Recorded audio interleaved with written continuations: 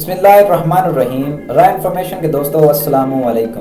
ناظرین، اللہ تعالیٰ نے پاکستان کو بے شمار نعمتوں سے نوازا ہے۔ پاکستان جس خطے میں واقع ہے یہ کئی پرانی اور نئی تہذیبوں اور ثقافتوں کا مرکز رہا ہے۔ اس کے محل وقوع کے ساتھ ساتھ اس خطے کی تحریک بھی نہایت اہمیت کی حامل رہی ہے۔ یہاں سکندر اعظم سے لے کر موریہ، کشان، عرب، افغان، مغل اور انگریزوں تک تمام بڑی نسلوں اور قوموں نے حکمرانی کی ہے۔ اس بات میں کوئی دو رائے نہیں کہ ان تمام قوموں کی چھاپ ہمارے ملک کے طرز تعمیر پر بھی ملتی ہے، جس کی زندہ مثال پاکستان کے طول و عرض میں پھیلے ہوئے بلند و بالا قلعے ہیں، جو کہ نہ صرف ہماری تاریخ کا حصہ ہیں بلکہ فخریہ انداز سے اپنے بنانے والوں کے ذوق کی عکاسی بھی کرتے ہیں۔ پاکستان میں کئی معروف اور غیر معروف قلعے موتیوں کی طرح بکھرے ہوئے ہیں۔ آئیں ان قلعوں کی تاریخ کا جائزہ لیتے ہیں۔ شاہی قلعہ لاہور۔ یوں تو پاکستان میں بے شمار قلعے ہیں، لیکن ان سب میں سے جو شہرت لاہور کے شاہی قلعے کے حصے میں آئی وہ کسی اور قلعے کو نصیب نہ ہو سکی۔ مغل شہنشاہ اکبر کے دور میں بنایا گیا یہ قلعہ آج بھی پرانے لاہور کے شمالی مغربی کونے میں آن بان اور شان کے ساتھ موجود ہے۔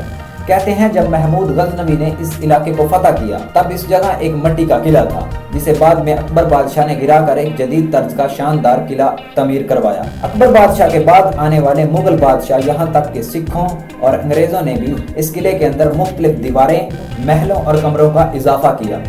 شہنشاہ جہانگیر نے باغات کو توسیع دی اور محل بنوائے۔ شاہ جہاں نے دیوان خاص اور موتی مسجد کا اضافہ کیا، جبکہ اورنگزیب نے عزوری باغ کی طرف کھلنے والا قلعے کا مرکزی دروازہ بنوایا، جو بادشاہی مسجد کے عین سامنے واقع ہے۔ قلعے کے اندر شیش محل، میوزیم، بارادری، موتی مسجد، فوارے اور بہت سی قدیم خوبصورت جگہیں ہیں، جہاں صبح سے شام تک سیاحوں کی بھیڑ لگی رہتی ہے۔ یہ قلعہ مغل، سکھ اور انگریز تینوں ادوار کی تاریخ کا امین ہے۔ لاہور کی سیر اس قلعے کے بغیر بالکل ادھوری ہے۔ قلعہ دراوڑ۔ بہاولپور پنجاب کے ضلع اور سابقہ ریاست بہاولپور میں واقع قلعہ دراوڑ ڈیرہ نواب صاحب سے 48 کلومیٹر جنوب میں واقع ہے۔ صحرائے چولستان کے وسط میں کسی بھی بہت بڑے دیو کی طرح اس عظیم الشان قلعے کے 40 برج میلوں دور سے ہی نظر آتے ہیں۔ اس قلعے کو 9ویں صدی میں جیسلمیر کے ہندو راجپوت حکمران رائے راجہ بھٹی نے تعمیر کروایا۔ ابتدا میں اسے ڈیرہ راول کے نام سے بھی جانا جاتا تھا، جو ڈیرہ راول کے بعد دراوڑ بن گیا۔ چاروں طرف ریت، مٹی کا صحرا، جنگل اور ایسے لگتا ہے جیسے سمندر میں خوبصورت جہاز ڈوبا ہو۔ اس قلعے کے آس پاس چلتے پھرتے اونٹ آنکھوں کو بہت ہی بھلے محسوس ہوتے ہیں۔ انہیں دیکھ کر یوں محسوس ہوتا ہے جیسے کئی سال پیچھے عرب کے علاقوں کی سیر کر رہا ہو۔ راجستھانی طرز سے بنے ہوئے اس قلعے کی سب سے اہم خاصیت یہ ہے کہ اس کے تمام 40 برجوں کا ڈیزائن ایک دوسرے سے بالکل مختلف ہے۔ اس کے زیادہ تر برج ابھی تک قائم ہیں، جس کے اوپر سیاہ اینٹوں سے ڈیزائن نہایت خوبصورت انداز سے بنائے گئے ہیں۔ قلعے کے اندر جنوب مشرقی کونے میں پانی کا ایک قدرتی تالاب ہے، جسے مقامی زبان میں ٹوبا کہتے ہیں۔ قلعے کے اندر ریاست بہاولپور کے سابقہ نوابوں کی قبریں بھی موجود ہیں اور ان کے مقبروں پر نیلے رنگ کی خوبصورت ٹائلوں کا کام کیا گیا ہے۔ مقامی باشندوں میں قلعہ دراوڑ کے بارے میں ایک روایت مشہور ہے، جس کا پس منظر یہ ہے کہ روہی چولستان کی صحرابی کیفیت کے تحت قلعے کی دیواریں دن میں 7-8 مرتبہ رنگ بدلتی ہیں۔ قلعہ دراوڑ میں ڈیزائرڈ جیپ ریلی کے انعقاد سے اس علاقے میں سیاحت کو فروغ ملا ہے اور ہر سال ہزاروں سیاح اس قلعے کو دیکھنے کا رخ کرتے ہیں۔ قلعہ بالا حصار، پشاور۔ افغانستان کے رستے برِ صغیر پر حملہ کرنے والے جنگجوؤں سے بچاؤ کے لیے پشاور شہر کے مغرب میں بالا حصار کے نام سے ایک قلعہ بنایا گیا، جو آج پشاور شہر کی پہچان بن چکا ہے۔ بالا حصار فارسی زبان کا لفظ ہے جس کے معنی اونچے قلعے کے ہیں۔ چونکہ یہ ایک بلند چٹان پر واقع ہے، اس کو یہ نام دورانی سلطنت کے سلطان تیمور شاہ دورانی نے دیا، جو اسے اپنی رہائش گاہ کے طور پر استعمال کرتا تھا۔ یہ قلعہ اتنا پرانا ہے جتنا کہ پشاور۔ قلعے کی زمین سے مجموعی بلندی 92 فٹ ہے۔ اس کی دیواریں پختہ سرخ اینٹوں سے تعمیر کی گئی ہیں۔ دوہری دیواروں والے اس قلعے کا کل رقبہ 15.25 ایکڑ ہے، جبکہ اس کا اندرونی رقبہ 10 ایکڑ ہے۔ ایک پختہ سڑک بل کھاتی ہوئی اس قلعے کے اندر جاتی ہے۔ اس قلعے کو کئی بار گرایا اور تعمیر کیا گیا۔ 2005 کے زلزلے نے اسے شدید نقصان پہنچایا، لیکن بعد میں اس کی مرمت کر دی گئی۔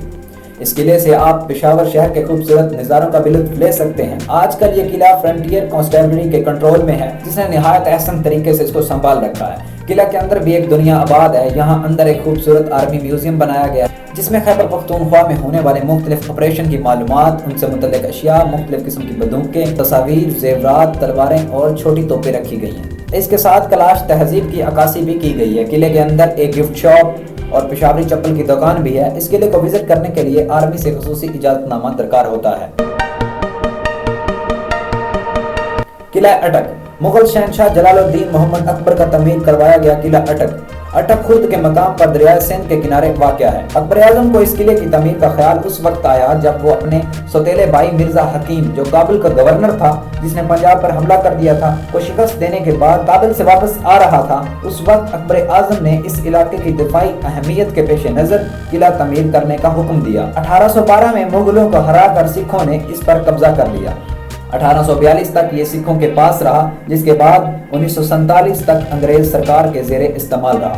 बरतानिया का वजीर आजम एंथोनी इडन 1901 में इस किले में एक फौजी घराने में पैदा हुआ। इस किले की जो चीज सियाहों को अपनी जानब खींचती है वो इसके खूबसूरत दरवाजे और लंबी खूबसूरत दीवार, तुर्क तर्ज तमीर के गुसल खाने और जेरे नगीन सुरंगे हैं। किला के चारों दरवाजे, जिनके नाम मोरी दरवाजा, काबली दरवाजा, लाहौरी दरवाजा और दहली दरवाजा हैं, नैब और स्पेशल सर्विसेज ग्रुप के ज़ेरे इंतजाम। इस किले में बहुत सी मशहूर और मरूफ शख्सियात ने कैद काटी है, जिनमें पाकिस्तान के मुतहद सियासी रहनुमा और वजीर आजम भी शामिल।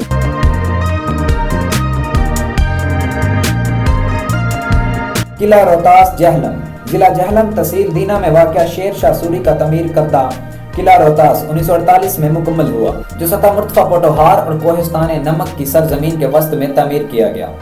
इसके एक तरफ नाला कस, दूसरी तरफ नाला घान और तीसरी तरफ गहरी खाइयां और घना जंगल है। शेर शाह सूरी ने यह किला गखड़ों की सरखूबी के लिए तामीर करवाया। गखड़ मुगलों को नमक और बर वक्त इमदाद देते थे, जो शेर शाह सूरी को किसी तरह गवारा ना था। जब यह किला किसी हद तक मुकम्मल हो गया तो शेर शाह सूरी ने कहा, आज मैंने गखड़ों की पीठ में छुरा घोंप दिया। इस किले के ऐन सामने शेर शाह सूरी की बनाई गई जरनैली सड़क गुजरती है, जो अब यहाँ से 5 किलोमीटर दूर हो चुकी है। दूसरे किलों से हटकर किला रोहतास की तामीर छोटी ईंटों की बजाय देव हेकल पत्थरों से की गई है। इन बड़े बड़े पत्थरों को बुलंदियों पर नस्ब देखकर अक्ल दंग रह जाती है। एक रवायत के मुताबिक किले की तमीर में आम मजदूरों के अलावा बेशुमार बुजुर्गान दीन ने अपनी जिस्मानी और रूहानी क़ुव्वतों समेत हिस्सा लिया। इन रवायात को इस अमर से भी तक़वियत मिलती है। किले के अंदर हर दरवाजे के साथ किसी न किसी बुजुर्ग का मकबरा मौजूद है, जबकि किले के अंदर भी जगह जगह बुजुर्गों के मकबरे फैले हुए हैं। इस किले के 12 दरवाजे हैं, जिनकी तामीर जंगी हिकमत अमली को मद्देनजर रख कर की गई।